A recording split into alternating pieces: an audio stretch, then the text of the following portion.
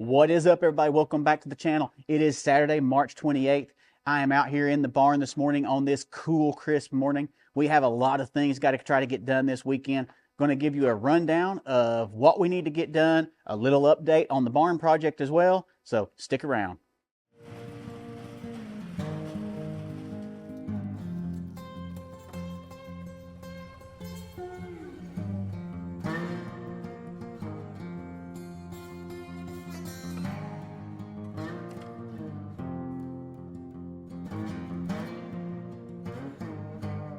Hey, like I said, we're going to start out here in the barn. So you see back there behind me, the rooms have not changed from the last update, but we have had an electrician here working off and on for the past 2 weeks. We now have that room wired with the lights and 6 outlets in there. This room over here is mostly wired as well. The camper, the 30 amp plug for the camper is put in, and I've got 4 outlets out here in the main bay of the barn as well. Only half of them are wired up, but next is to get these lights put in. So we're going to have 4 10 or 12 inch large, oh geez, I forget what they are. They're like 2,000 or 3,000 lumen lights up in the rafters up here. So it is going to end up being very bright in here. Thankfully, I'll be able to toggle those between either just 2 lights on at a time or all 4. So that's a good thing. Otherwise, it'll be just, I mean, you could almost do an operation in here. It'll be so intensely bright. Anyway, looking good in here. I am really liking what I'm seeing, the way that the electrician has put everything in and made it, I'm going to call mouse proof, because this is a barn. You know, you do have mice. I don't ever see any rats up here, thankfully. Plus the cat, Mr. Meowgie. I like how you like that name, Mr. Meowgie. He tends to keep things under control, but you just never know. And, you know, he wanted to make it so that way everything, all the wiring and everything was protected from mice, chipmunks, squirrels, whatever chewing on it. So, barn project coming along, looking good. I'm going to go show you some of the other stuff we got going on this weekend. One problem we did run into is, so we had this ditch dug, thankfully. We had an excavator come up here, a Mini X, and dug this out. We did obviously get the power. We got a 100 amp service pulled all the way out here to the barn. You can see right over there. There is my breaker box. And we went to go start covering this ditch back in, and the Bobcat, which is sitting back over there, won't run. Actually, I take that back. It will run, but it will not move. As soon as we start trying to move, it starts beeping on at us, and then it shuts itself down. So, trying to troubleshoot what's going on there. Everything I'm seeing is, it seems that there is a pressure, well, no, there's several safety mechanisms on these Bobcats, and has to do with the safety bar, kind of, you know, seat belt bar, if you want to call it that, but it's basically the seat bar that you pull down across your lap, and there is a magnetic switch in there that determines if it is in place or not, and then there's also a pressure switch in the seat. So, which is interesting because you can actually park this Bobcat and get up and get out while it's running. So a lot of things you can't do that with unless you put the parking brake on. Well, this one, you don't have to put the parking brake on. So it's possible that that seat switch has never worked, but I'm getting the error code I'm giving makes it look like it has to do with one of those safety alarms potentially, or those safety switches. But I got to get that figured out so we can get this ditch filled back in. All right, let's take a walk over here to the box beds. So it is chilly out here this morning, down right near freezing, and we've got a 10 or so mile per hour breeze gusting through here ever so often.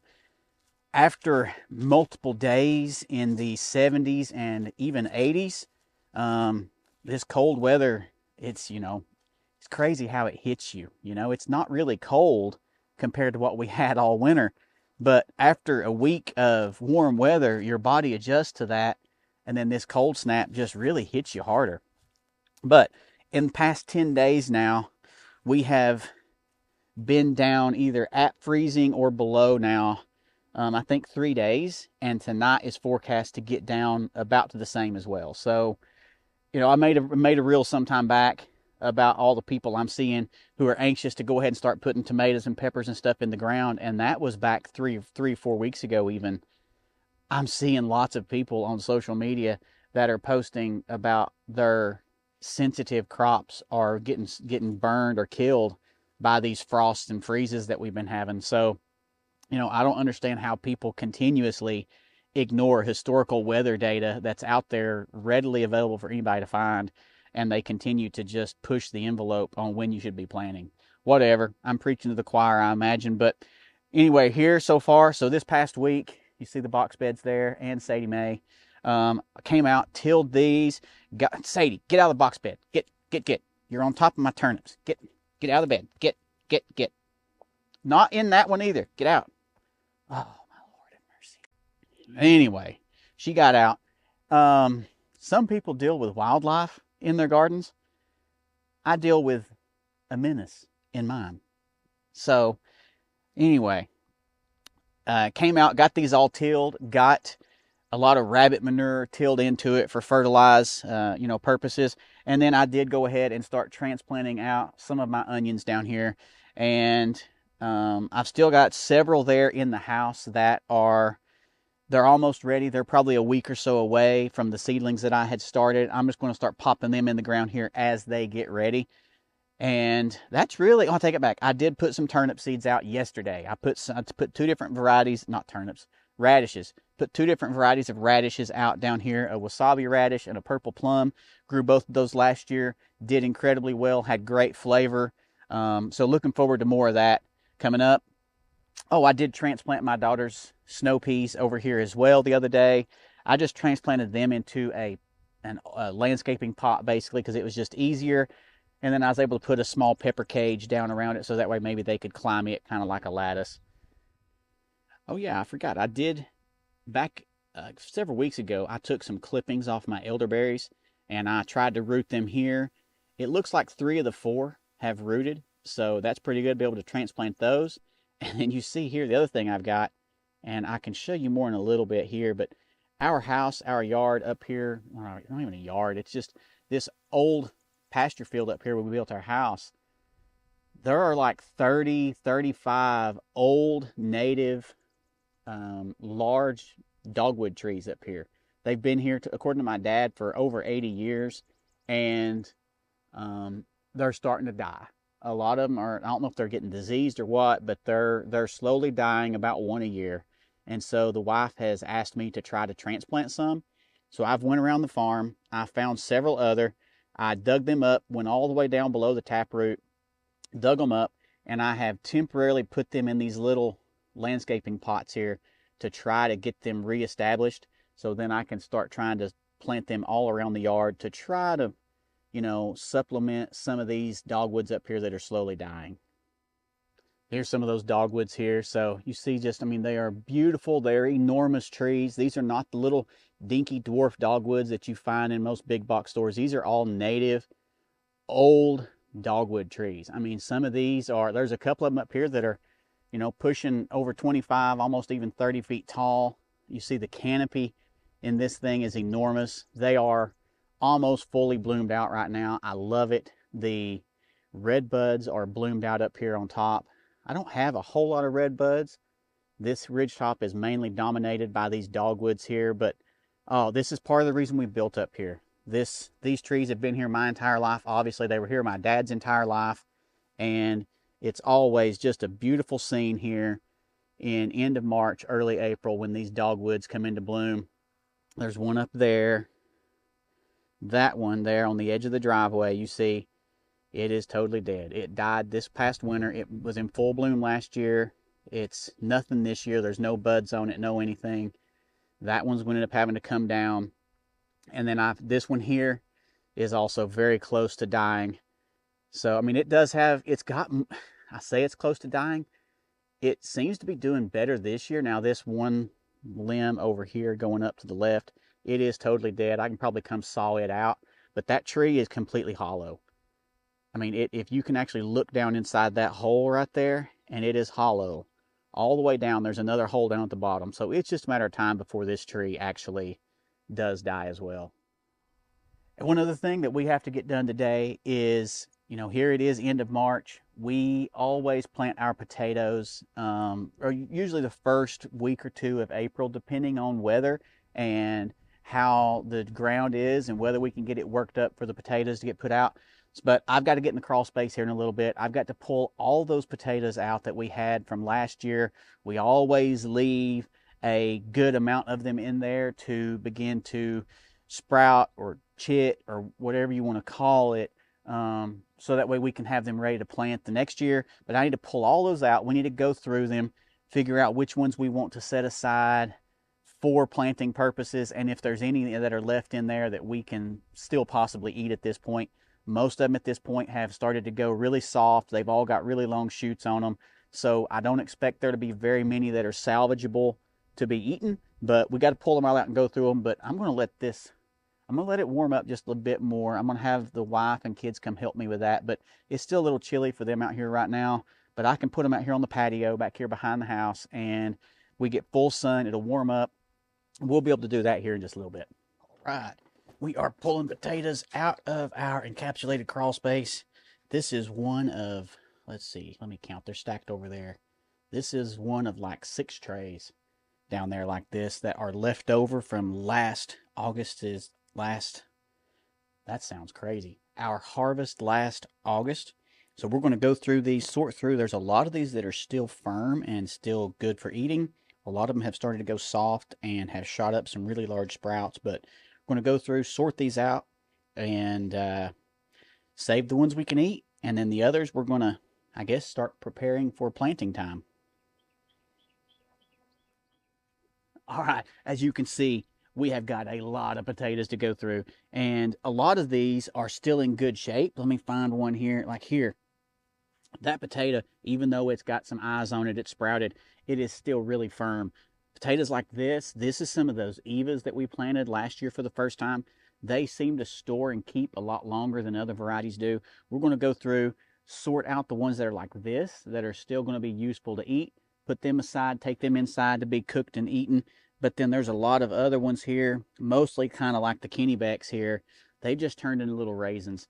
We're going to keep these to plant here in the next couple weeks, but we're going to just go through, separate all these out, see what we end up with. But I expect there to be probably 70-75% are going to be seed potatoes, and then the remaining, the 25-30%, something like that, are going to be what we can hopefully keep to continue to eat on, because I really hate buying potatoes. I do not want to have to buy potatoes, and if we can still manage to keep quite a few of these to eat on, then that's a win.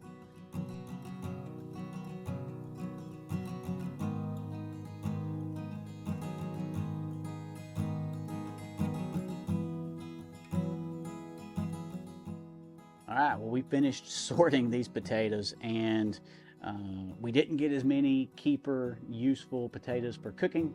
There's only one tray about this size that's heaped over that was still really good and firm. So we've got those set aside, but this is what we've got left over for seed potatoes. I don't even know. I'm going to ballpark that there's, between all these crates, and there's probably 90, maybe 100 pounds of seed potatoes here. It's insane. I did try to sort them out to some extent as we went. Like I suspected, the better potatoes that did better for storage was the Eva potatoes. And so the ones that we knew were Evas, we put into this crate right here, and I labeled them. The rest of these, this was pretty much all Kennybecks. This one over here, I'm pretty sure, was all Kennybecks. And unfortunately, this flat down here is a combination of Kennybecks and Evas. We started with this flat. We didn't really go through organizing and sorting until we got done with this flat and said, hey, you know what? We need to be sorting these a little bit better so we know what to plant in different rows next year. And then lastly, this little crate right here is those hybrid pink potatoes. This is probably going to be the last year we plant these, and honestly, we may not even plant these this year. They produce a really tasty potato, but they do not keep at all. I mean, they don't store more than just a couple of months. So if we do plant these, there's probably maybe enough for one row, probably not even enough for one whole row. If we do plant these, then these are going to be, when it comes harvest time, we're going to harvest these and set these aside and eat these first, just because they do begin to go bad so fast. A lot of these purple or pink potatoes, whatever you want to call them, they had actually just rotten in the crates that they were in. It was really pretty bad. I don't know how I didn't smell them, didn't see them, but there were a lot of rotten purple potatoes, whereas the Evas and the Kennebecks, they didn't rot. They just went soft and sprouted, and some of them just like mummified. They just totally dried out. But these pink ones here, they just, yeah, this, like I said, may not plant them again this year. We'll see. Now I'm going to have to get all these carried back in the crawl space. I'm going to carry them in. One thing we did do, and you saw in the video clips before, was we did go through and break off all those long runners that were coming off of these. It just helps us to consolidate them into smaller crates and things for when we store them now. But when I take them back in the crawl space, I'm going to go ahead and cover them back up again with blankets and sheets, just to try to minimize the level of runner shoot growth that they have. Just makes it easier on us when it comes time for planting. Usually if we have one, say for example, like if this one, and you've seen probably in past potato videos, if we have some like this or one like this, and if it's got a really long runner, usually I'll just snap it off, throw it to the side, and then I'll just throw this whole potato down in the ground. It really doesn't hurt anything to if they do develop long runners, but it just saves a little bit of extra step there when it comes time to plant. Like I said before, probably looking at trying to get these in the ground sometime in the next 1 to 2 weeks. I need to get in touch with my neighbor Jack, who's always involved with our potato planting and potato harvesting videos, and see what his schedule looks like, line it up with my work schedule, and see if we can find a day where we can get these things in the ground. All right, well, I think that's probably going to be it for this video. I ended up having so much to do that I just set the camera aside over here. And I did get a few more video clips, had a lot of things going on today, but it was just too much of a hassle just carrying the tripod around and setting it up and dealing with the wind and the mic. I mean, I've even changed mics out now just because this wind is creating so much of an issue here, but it's starting to pick up again now. Anyway, that's probably going to be it for this video, but got a lot of things going on. Things around here are starting to pick up, just, you know, between just general property management, maintenance of the property, upkeep, and then getting the gardens and things in place and ready to go. It's just starting to get busy now. So thank you so much for watching. Thank you for coming along here. If you got any questions, feel free to drop them below, drop a comment, and look forward to seeing you next time. Have a wonderful week. God bless.